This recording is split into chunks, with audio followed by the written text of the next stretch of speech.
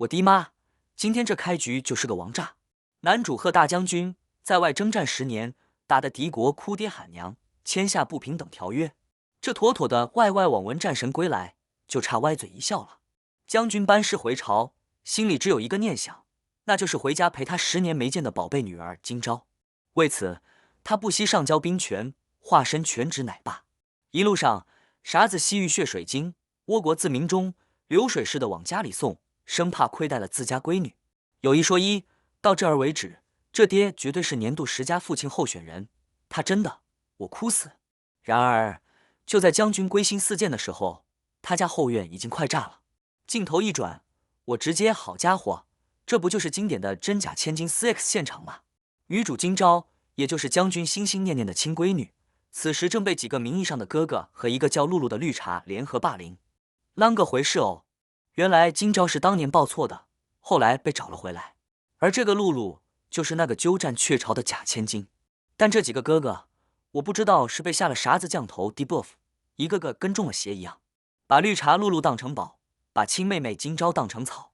我算是看明白了，这哪是啥子哥哥，这简直就是一个下头男 PUA 天团。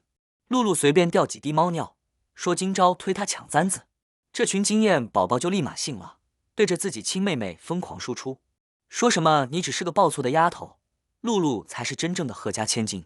我的头快要裂开了，你们是脑子被门夹了，还是被驴踢了？今朝忍无可忍，放话等爹回来收拾你们。结果这群逆天玩意儿压根不信，还觉得爹10年没回，早就不认得女儿长啥样了。更离谱的是，绿茶露露提议要把今朝送去一个叫烟雨楼的地方，让嬷嬷好好教导一下。我想现在你们大概都知道烟雨楼是干啥的吧？懂的都懂，把将军的亲闺女送去青楼，这操作哈人的很，我直接原地绷不住了。就在这千钧一发之际，太子殿下驾到，今朝以为救星来了，冲上去就喊人家未婚夫的名字。结果呢，我特么也惊呆了，这位太子爷居然也是露露的舔狗。他不仅不救今朝，还嫌他不懂规矩，转头就跟这群下头男商量要娶露露当太子妃。绝了，这简直是下头男宇宙的终极联动，堪称致命空大，救人救了个寂寞。说时迟那时快，我们真正的战神和大将军凯旋回城了，百姓夹道欢迎，场面那叫一个绝子。几个养子带着绿茶露露前来迎接，这露露浑身上下穿金戴银，全是将军送给今朝的宝贝。他娇滴滴的喊了声爹爹，以为能蒙混过关。接下来这一幕直接是爽文高光时刻，将军根本没被糊弄，他盯着露露，冷冷的问：我女儿脸上有道疤，你的疤呢？我直接拍案叫绝，这才是真正的智商在线，不像那群被猪油蒙了心的养子。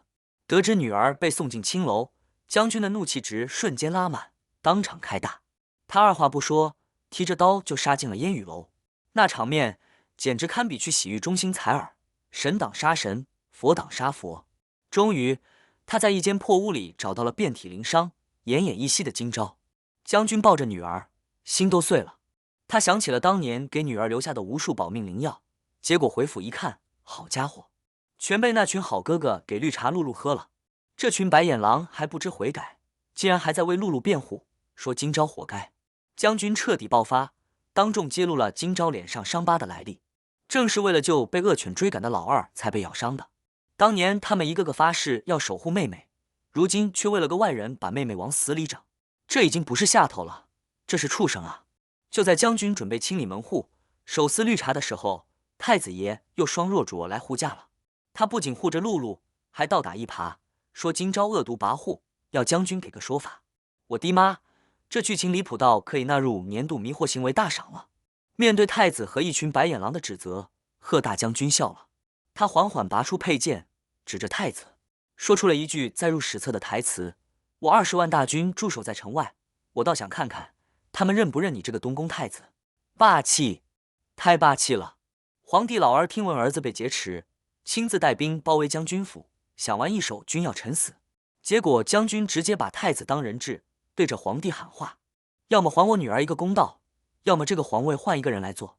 我的天，这才是真正的护女狂魔，为了女儿不惜谋反，不惜让这天下换个主人。看到这里，我已经不在乎剧情和不合理了，我就想看将军怎么手刃这帮白眼狼。小伙伴们觉得这群下头男还有救吗？把你的想法打在弹幕上。